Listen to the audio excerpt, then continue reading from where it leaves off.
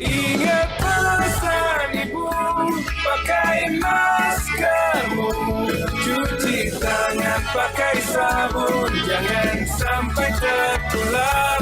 Ingat selalu pesan ibu, jaga jarakmu, hindari kerumunan, jaga keluargamu.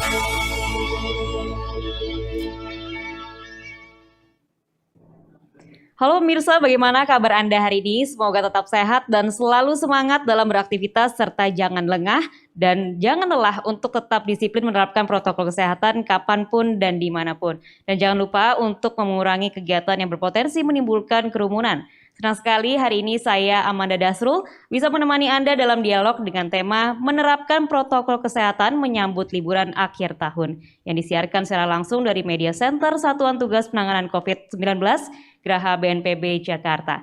Menjelang penghujung tahun berarti waktu liburan sudah di depan mata nih pemirsa.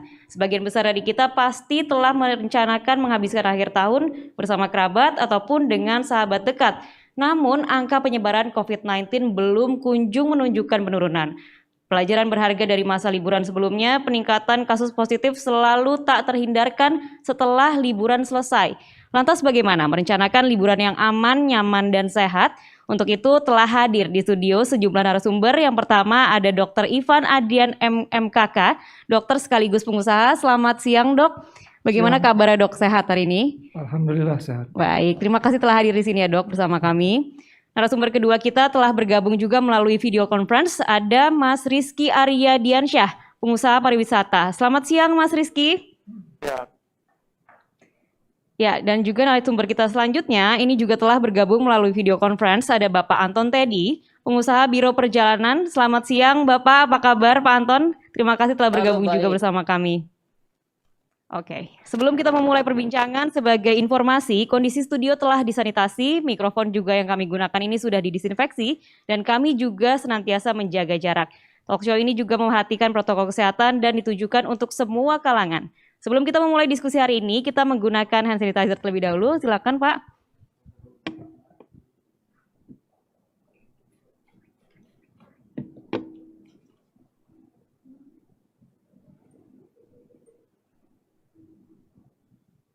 Oke, kita langsung aja mulai dialog kita hari ini. Saya pertama akan bertanya dulu kepada Pak Dr. Ivan. Kita langsung aja nih Pak.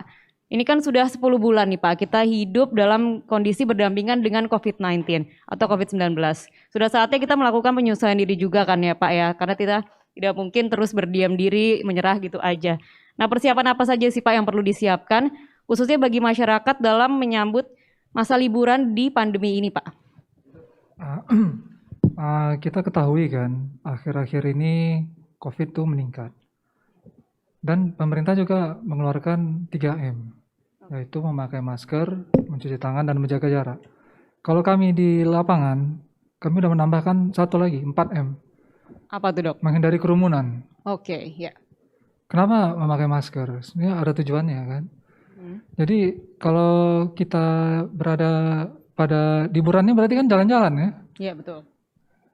Sebaiknya jalan-jalan itu kalau misalnya tidak terlalu penting banget, stay at home yang sebaiknya ya. Tapi kalau misalnya memang ya harus jalan-jalan, memakai masker itu tujuannya adalah melindungi diri kita dari droplet. Penularan virus COVID ini kan droplet ya. Iya betul. Droplet atau dari virus yang menempel di benda-benda permukaan, kemudian kita nggak sengaja menyentuh mulut, hidung, atau mata. Oleh karena itu masker melindungi kita. Kita juga melindungi orang lain karena ada beberapa orang, ada yang sekarang nih istilahnya ada yang suspek dan asimptomatik dan simptomatik. Asimptomatik itu tanpa gejala, simptomatik itu yang dengan bergejala. Baik. Yang berbahaya ini adalah orang yang tanpa gejala. Dia nggak sadar dia tuh ada virus corona di tubuhnya. Kemudian dia jalan-jalan, tak pakai masker. Apa yang terjadi ya? Ketika dia bicara, ketika dia menyentuh barang-barang, benda-benda di sekelilingnya, maka ya terjadi Berbahaya untuk penularan orang ya. sekitarnya Iya, ya, Dok, ya. terjadi penularan. Penularan kan bisa aktif, bisa pasif. Ya. Aktif mungkin berdekatan ya, jarak 1 meter selama 15 menit. Nah, itu terjadi penularan. Penularan yang nggak sengaja itu ya menyentuh benda, pintu, gagang pintu. Pasti kita sentuh itu. Ya. Pintu di mall, di hotel, atau dimanapun ya, di pintu-pintu taksi-taksi ya.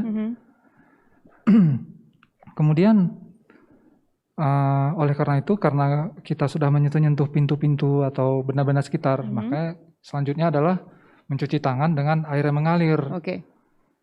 Ingat, mencuci tangan dengan air yang mengalir memakai sabun. Karena virus COVID ini dengan sabun dia akan musnah. Oke, baik. Nah, dengan begitu banyaknya potensi untuk penularan dari virus COVID-19 ini sendiri, Dok. Sebenarnya apa saja nih yang perlu dipersiapkan oleh pemilik usaha-usaha pariwisata ataupun dengan masyarakatnya sendiri yang akan menjalankan liburannya gitu, Dok? Tempat wisata sebaiknya seperti tadi, menyediakan cuci tangan yang pertama, hand sanitizer. Kemudian ada sekat yang menghindari kerumunan seperti itu. Oke. Jangan misalnya dalam suatu ruangan maksimal 30 orang atau 20 orang begitu. Atau tergantung ruangannya ya. Ruangannya sebaiknya yang terbuka, ada udara ya, udara masuk dan keluar begitu. Jangan udara tertutup karena akan menimbulkan aerosol nanti. Ya. Nah, seperti ya begitulah sebaiknya. Ya. Jadi harus dan desinfektannya selalu dilakukan ya. Misalnya ada berkala, setelah ada kerumunan, ada desinfektannya, pagi atau sore ada jadwalnya. Sebaiknya disediakan checklist. Petugasnya ada checklist itu. Jadi tidak dengan ingatan. Iya. Jadi bisa dikatakan harus ada peran aktif antara pemilik usaha dan juga masyarakat itu sendiri ya, Pak. Betul. Sama-sama mencegah. Jadi sebenarnya gini, 3M atau 4M ini yang memakai masker, mencuci tangan, menjaga jarak, menghindari kerumunan, ini sebenarnya kesadaran kita. Kita kalau kita tidak sadar mengapa kita melakukan itu, maka tidak akan terjadi perubahan perilaku. Baik, oke Dok. Yang sebenarnya terjadi adalah masyarakat sebenarnya mengerti tidak memakai masker itu untuk apa. Kenapa disuruh mencuci tangan, kenapa disuruh menjaga jarak. Kadang-kadang terdapat kebingungan atau terdapat ambigu mungkin. Kadang-kadang formalitas aja gitu ya Dok ya. Nah, saya sering di lapangan menemukan masker dagu. Iya, itu sering tuh Pak. Sering tuh Dok, atau maskernya di bawah hidung. Ya, di bawah hidung lagi. Itu sangat-sangat berbahaya. Kenapa? Kalau di bawah dagu dia taruh, itu maskernya udah terkontaminasi. Virusnya nanti pindah ke badannya. Jadi sebenarnya ini satu lagi yang penting, tapi hal kecil, tapi agak terlupakan. Cara membuka masker. Cara membuka masker gimana tuh Dok yang baik nih? Mungkin perlu diperhatikan cara juga. membuka masker nih sebaiknya dari belakang nih ya, dari tali ini. Dua tangan di sini. Jangan menyentuh bagian masker depan ini. Karena banyak yang buka masker kan justru dari sini tarik ke bawah ya Dok ya. Setelah menyentuh masker ini kan bagian depan ini filter penyaring virus. Di sini tentu banyak virus-virus. Virus corona itu mikro. Ya, makanya banyak orang nggak melihat. Saya nggak melihat virus corona di mana. Tidak ada. Bagai supranatural virus corona ini. Padahal sebenarnya tidak. Padahal nyata ya Pak. Nyata. Kalau dibilang virus corona ini supranatural, nangislah analis lab kita ini. Iya, yang sudah bekerja selama hampir setahun ya Dok. Iya. Jadi virus corona ini, jika ingin melihat virus corona ini ada namanya mikroskop elektron. Pembesarannya ribuan kali. Kalau mikroskop biasa mungkin pembesarannya puluhan kali, seperti kita praktikum waktu SMP, SMA ya, melihat sel-sel tumbuhan, sel hewan. Mungkin itu cuman sekedar kita mengetahui, tapi pada mengetahui virus itu mikroskop elektron, pembesarannya ribuan kali. Nah, seperti itu. Terima kasih Dok informasinya. Nah, untuk melanjuti apa yang sudah disampaikan oleh Dr. Irfan, ini kita akan bertanya langsung kepada pelaku bisnis di bidang pariwisata tentunya. Ini pertama saya akan bertanya kepada Mas Rizky terlebih dahulu. Mas Rizky, ini melihat kondisi pandemi saat ini dan memasuki masa musim liburan, apa saja sih penyesuaian yang sudah dilakukan oleh Mas Rizky agar bisnisnya bisa tetap berjalan di masa pandemi? Baik, kalau secara pelayanan, alhamdulillah Mbak Nanas semenjak berdiri kurang lebih 1,5 tahun yang lalu, itu sudah sesuai sekali dengan protokol kesehatan. Karena apa? Karena kita belum ngomongin pandemi waktu itu ya. Karena Mbak Nanas itu adalah sewa motor di Bali yang menggunakan aplikasi. Oke.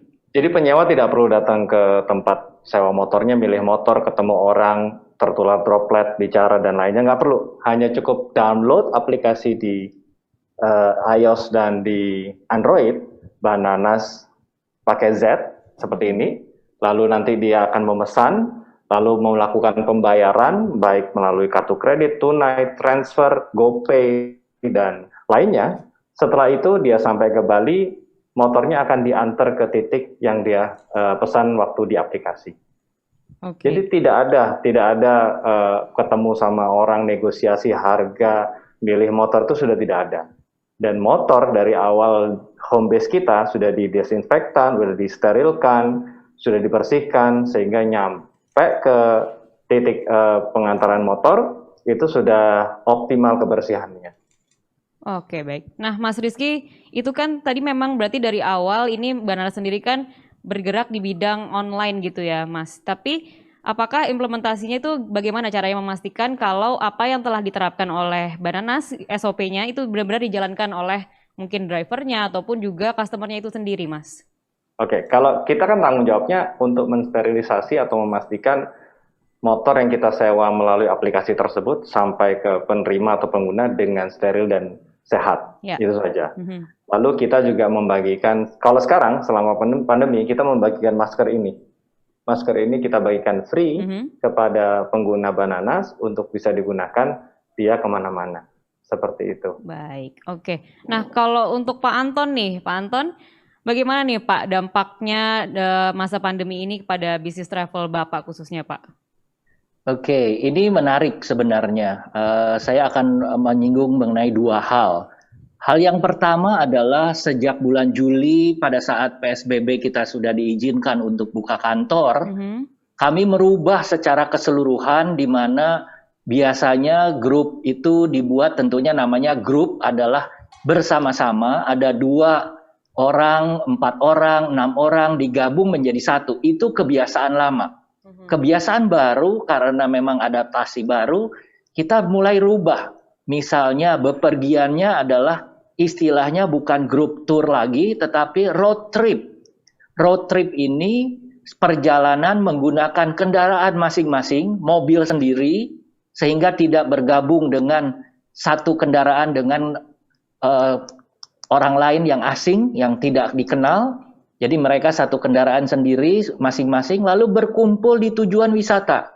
Saya ambil contoh, kami mengadakan ke Tanjung Lesung, di mana begitu masuk ke Tanjung Lesung, semua aktivitas ada di satu tempat di sana. Dan di sana physical distancing-nya bukan cuma 2 meter, 20 meter pun bisa, karena lokasinya adalah 1.500. Ini hal yang pertama yang kami sudah jalankan. Yang kedua, kabar gembira sebenarnya adalah hari ini pagi-pagi kami menerima berita bahwa Gubernur Bali mengeluarkan satu syarat yang baru untuk bisa masuk ke Bali, yaitu PCR swab. Ini adalah kabar gembira. Kenapa? Kalau kita lihat dari semua okupansi hotel di seluruh Indonesia, salah satu yang rendah di tujuan wisata adalah justru Bali. Kenapa? Karena kalau cuma di rapid test, semua orang tahu kalau masa inkubasi adalah 14 hari. Tidak begitu pasti gitu kalau di PCR. Betul, kalau PCR sudah pasti. Dan saya yakin dengan ini mungkin akan menjadi standar baru. Semua orang terbang kalau di PCR menjadi lebih yakin lagi, aman. Ya, betul. Baik, kalau Pak Anton untuk protokol kesehatan sendiri, adakah penyesuaian-penyesuaian yang Bapak lakukan untuk khususnya di bisnis travel Pak Anton sendiri? Satu adalah kami melarang tamu datang sekarang. Kenapa? Karena kalau semua bisa dilakukan tanpa perlu datang. Pesan tiket, pesan hotel, kirim dokumen, semua sekarang sudah tidak perlu datang lagi. Jadi itu yang pertama. Semua via online ya Pak Anton? Betul. Oke. Kalau sebelumnya masih bisa datang langsung ya Pak, kalau untuk pemesanan tiket dan sebagainya? Iya, biasanya kalau hari-hari 2019 mungkin yang datang di atas 100 orang per hari ke kantor kami. Tapi setelah pandemi ini, PSBB, kami melarang mereka untuk datang. Kami melayani semua, baik secara online maupun secara sekarang pakai WhatsApp, pakai chat begitu ya. Baik, oke, terima kasih Pak Anton. Saya kembali ke Dr. Ivan terlebih dahulu. Dok, ini kan pernah terjadi juga sebelumnya lonjakan kenaikan kasus positif COVID-19 pada saat pasca libur lebaran gitu ya dok. Ini sebenarnya apa nih dok yang harus dilakukan, mungkin pesan dari Dr. Ivan agar lonjakan kasus ini tidak terjadi lagi atau bisa dikatakan klaster liburan itu tidak terulang lagi gitu dok?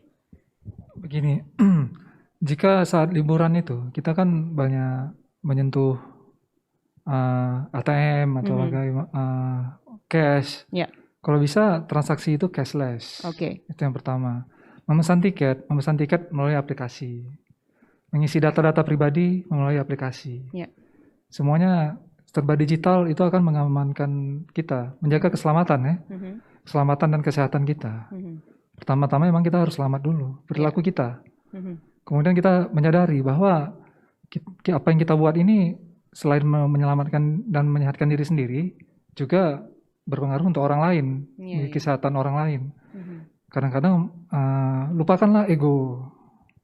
Misalnya, wah saya mau gini, saya tidak mau begini. Mungkin mereka belum paham. Sebaiknya acara-acara seperti ini penting banget ini untuk sosialisasi ya. Karena saya saat ini sebagai di lapangan nih. Ya dok. Kontak tracer banyak menemukan bahwa saat kita meminta mereka untuk swab, ada yang lari. Justru malah takut ya dok? Iya, justru malah takut. Kita minta untuk, Bapak kan kontak erat nih, di rumah ada positif, bagaimana jika ini kita jadwalkan untuk swab, pada takut. Padahal itu justru sebenarnya untuk keamanan masing-masing ya dok? Ya, justru pentingnya swab ini, kita bisa melihat bagaimana, dari mana penularannya, dan bisa memutus mata rantai. Bisa memudahkan tracing juga ya? Iya, memudahkan tracing. Jadi saat liburan tuh kita bertemu banyak orang.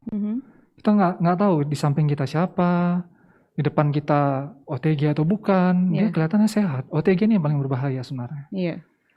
Makanya jika tidak penting banget liburan, stay at home. Jika memang orang berbeda-beda ya. Orang ada yang memang, wah kalau nggak jalan-jalan nggak enak nih. Kalau nggak kemana-mana, pening dia. Atau memang dia traveler, dia penulis buku, dia seorang memang kerjanya memang jalan-jalan, dibayar untuk jalan-jalan, banyak ya. Ya itu tadi protokol 4M, protokol kesehatan, dan mindset kita adalah mindset sehat dan selamat. Karena ketika kita bandingkan ya dengan berbagai negara yang lain yang maju, kita ini masih di penyembuhan. Nanti gampang lah kalau sakit ada rumah sakit. Masih kan, menyepelekan ya dok ya. Kalau sakit nanti itu kan ntar lagi juga dibayarin, ada asuransi gitu. Atau nanti bagaimana? Juga sembuh lagi gitu ya dok ya. Iya, nanti gampang lah kalau sakit. Padahal sebenarnya mencegah lebih baik dari mengobati. Iya betul. Kesehatan memang bukan segalanya, tapi segalanya tidak berarti tanpa sehat. Betul sekali dok. Iya. Makanya kita harus menjaga kesehatan kita, ya dengan 4M tadi. Baik, dok. Lalu kalau misalnya memang akhirnya memutuskan untuk tetap ingin pergi liburan gitu dok akhir tahun ini, langkah apa sih dok yang sebaiknya, sebijaknya untuk dilakukan setelah selesai liburan nanti atau pulang ke rumah gitu, sebelumnya itu apa dok yang harus dilakukan? Jadi gini, di form pertanyaan penyelidikan epidemiologis ada tuh 14 hari ini ada nggak ke tempat transmisi lokal gitu, ke area transmisi lokal, atau ada nggak dalam 14 hari ini ke luar negeri? Itu ada tuh di form pertanyaan dalam penyelidikan epidemiologis pada kontak tracer ya. Itu jika dia ditemukan tadi liburannya pasti iya jawabannya. Entah dia ke luar negeri kemana kan, tergantung ya. Atau dia ke area transmisi lokal di mana, atau dia tinggal di transmisi lokal, di area transmisi lokal. Misalnya di Jakarta ini ya, Jakarta Selatan atau itu area transmisi lokal. Itu ya udah pasti setelah liburan ada baiknya ya 2 minggu dulu isolasi tetap ada mandiri. di rumah, iya gitu ya dok. Oke. Isolasi mandiri. Ada gejala atau tidak ada gejala. Apalagi kalau udah ada gejala, jatuhnya kan suspek. Bisa aja mungkin dia itu kecapean, cuman flu-nya kecapean atau kena AC pesawat. Tapi kita nggak pernah tahu ya dok ya, apakah itu COVID atau bukan gitu ya. Jadi gejala COVID ini udah banyak banget sekarang. Mulai dari dulu kan kita kenal flu, batuk, demam, pilek, sesak nafas. Sekarang ditambah tanpa kehilangan penciuman, kehilangan pengecapan, ada diare, sakit perut, sakit otot, Malaysia lemah-lemah ya. Minggu lalu nambah lagi halusinasi. Oh ada lagi dok halusinasi. Minggu lalu nambah halusinasi, gangguan mood. Oh, oke. Makanya makin nambah dia. Ini baru nih. Iya, begitu. Jadi kita itu biasanya faktornya karena menyerang organ apa tuh, Dok? Virusnya bisa mengakibatkan itu. Dari sekian banyak tadi, virus tuh udah kemana-mana. Oke. Jadi nggak menutup kemungkinan menyerang organ macam-macam ya, Dok? Iya, jadi yang saat diare tadi, ternyata virus tuh menempel di usus. Iya, pencernaan gitu. Iya, saluran pencernaan. Mungkin kalau halusinasi itu mungkin di otak gitu ya, Dok ya? Bisa berbagai macam. Oke, jadi ini bahayanya nyata sekali ya, Dok ya? Iya. Jadi agak miris kalau misalnya masih ada yang cuek gitu ya, Dok, dengan ini. Betul. Nah, tadi kan dokter sendiri juga sudah menyampaikan kalau memang sepertinya tidak penting sekali, sebaiknya yang paling bijak adalah di rumah saja. Nah mungkin Dokter Ivan punya sarannya nih untuk tetap bisa seru berkumpul sama teman-teman ataupun keluarga walaupun di rumah saja di masa liburan ini, Dok. Saran nih, kita kan sekarang dalam kemajuan teknologi nih. Adanya Zoom, adanya Google Meet, adanya misalnya WhatsApp call yang berbagai macam, atau buat permainan online begitu. Atau pertemuan online ya. Ya itu salah satunya. Salah satu yang hindari kerumunan pastinya. Jadi bisa tetap berkumpul bersama kerabat walaupun secara online gitu ya, Dok ya. Oke. Baik, Dok, terima kasih. Saya akan ke Mas Rizky nih, Mas. Mas Rizky ada nggak sih tips perjalanan yang aman di tengah pandemi? Kan sehubungan dengan Mas Rizky juga bergerak di bidang travel gitu ya, Mas. Dan persiapan khusus apa yang perlu diperhatikan agar perjalanan tetap aman dan nyaman nih, Mas? Oke, kalau tips mungkin BNPB sudah sangat-sangat sering sekali menyampaikan pesan tentang bagaimana protokolnya dan persiapan untuk berlibur gratis, berlibur dengan aman. Nah, yang bisa saya sampaikan adalah ketika sampai di Bali sekarang, Bali itu menjadi tempat yang sangat indah sekali buat liburan. Karena apa? Karena tidak sangat lenggang. Jadi nyaman sekali, mau kemana-mana juga santai. Terus habis itu banyak sekali special offer dari hotel atau villa. Lalu tempat-tempat pariwisata itu jadi bisa kita puas. Kalau biasanya kita datang harus ngantri dan berdesak-desakan dengan banyak orang. Kalau sekarang itu sangat-sangat seru banget karena kita nggak banyak orang ke sana dan kita bisa menikmatinya dengan optimal. Jalan-jalan di Bali juga sangat-sangat lenggang, tidak ada macet sama sekali. 2 bulan lalu dan bulan lalu saya ke sana. Dan kita masih berharap supaya turis-turis lokal sekarang untuk bisa tetap berlibur ke Bali. Karena tadi ya kata dokter mungkin gejalanya halusinasi ya, Dok ya, atau bad mood ya. Nah, itu salah satu obat yang paling mujarab itu berlibur, betul ya, Dok ya? Nah, setelah itu baru setelah berlibur merencanakan beli ke Pak Anton tadi paketnya, motornya sewa di Bananas Bali. Baik, Mas Rizky. Nah, apakah Mas Rizky juga ada nih strategi untuk para pengusaha tentunya, terutama bagi yang menggeluti bisnis mirip-mirip dengan Mas Teddy gitu? Adakah kiatnya agar bisa tetap terus bertahan nih selama masa pandemi COVID-19? Tentunya ada. Cuman satu tips dari saya. Jangan mengalah dengan keadaan. Itu aja. Berubah dan maju terus. Kita banyak sekali penyesuaian dan itu adalah salah satu-satunya jalan. Oke, baik. Enak gitu. Oke, thank you Mas Rizky. Kalau Pak Anton sendiri gimana nih Pak? Kiatnya agar bisnisnya bisa terus berjalan nih Pak di tengah masa pandemi yang udah hampir 1 tahun ini nih Pak? Oke, pertama adalah produknya sama. Produknya sama, jual tiket, jual hotel, paket wisata, tujuan wisata, sama. Cuma karena masa pandemi ini, cara jualannya, marketingnya berbeda. Oke. Ketiga adalah penerapannya harus memang juga berbeda. Contoh, kalau dulu kami selalu membawa ke tempat yang ramai. Kalau tempatnya sepi, dulu itu diomelin oleh peserta tur, tamunya ngomel. Masa jauh-jauh dibawa ke tempat sepi? Biasanya dibawa ke tempat ramai. Kalau sekarang terbalik, dibawa tempat yang ramai, Malah mereka ngomel takut. ya, Pak. Betul. Jadi kami sekarang balik. Ada beberapa lokasi yang memang menjadi ikonik. Kami rubah cara berkunjungnya. Bisa pagi-pagi sekali. Misalnya beberapa tempat kami sengaja datang pada waktu mereka buka jam 10, jam 9.30 kami sudah standby di sana. Menjadi orang yang pertama masuk. Cepat masuk, foto-foto. Dan betul seperti kata Mas Rizky tadi, di Bali terutama sangat-sangat lenggang. Dan ini perlu dukungan dari kita semua. Kenapa Bali lenggang? Karena ada ketakutan karena terbang dengan pesawat. Sekarang dengan ada peraturan baru PCR, walaupun biaya menjadi lebih mahal, saya yakin akan merubah peta pariwisata Bali. Karena kalau pariwisata gagal, terganggu, maka ekonomi secara keseluruhan juga akan terganggu. Dan ini berbahaya untuk kita semua.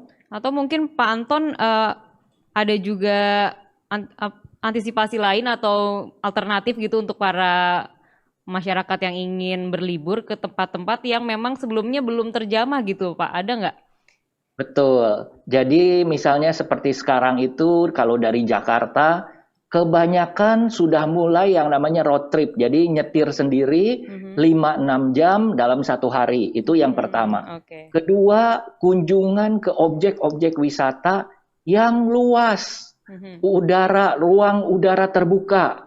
Dan biasanya adalah pantai atau gunung. Memang terakhir ini ada keluhan, misalnya museum di Jakarta mendadak sepi. Walaupun sudah menerapkan, menurut saya tidak perlu takut. Cuma tadi kita hindari kalau ada kerumunan.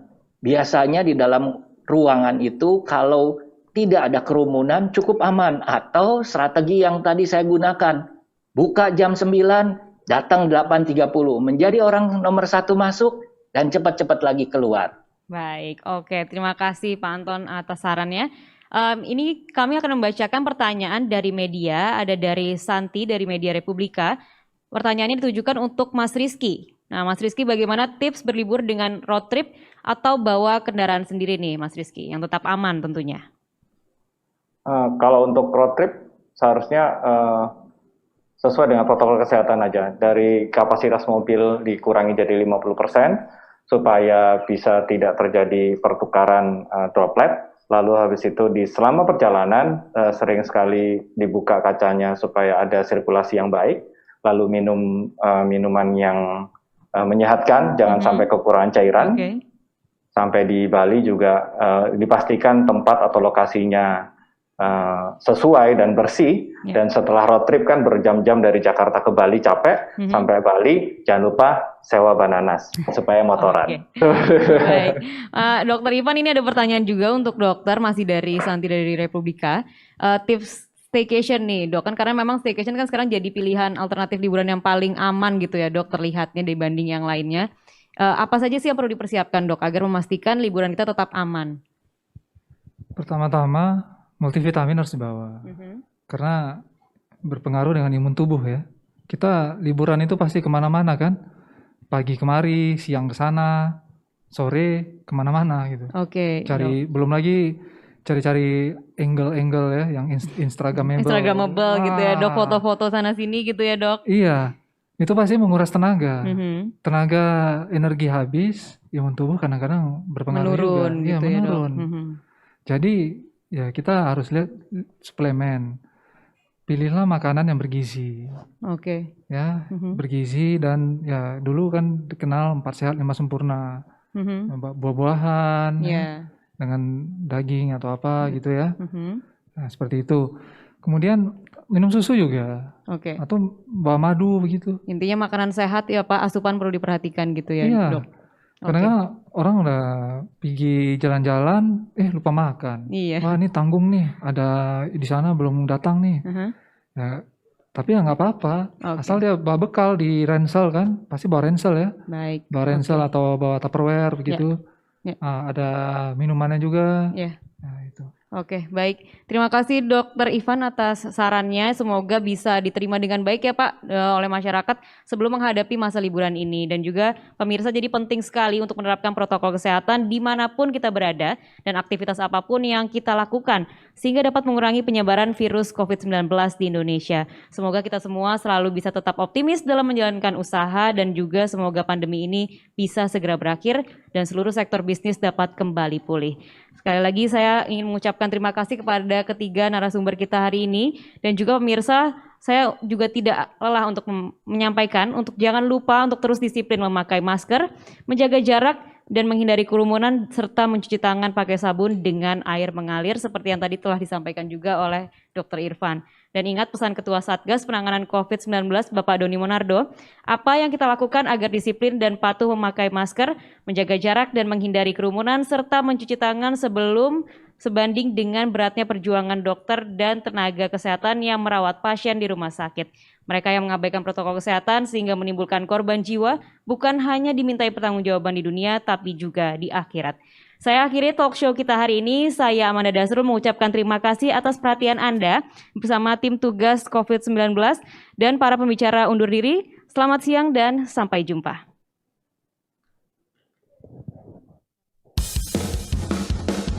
Ingat pesan ibu, pakai maskermu, cuci tangan pakai sabun, jangan sampai tertular. Ingat selalu pesan ibu, jaga jarakmu, hindari kerumunan, jaga keluargamu.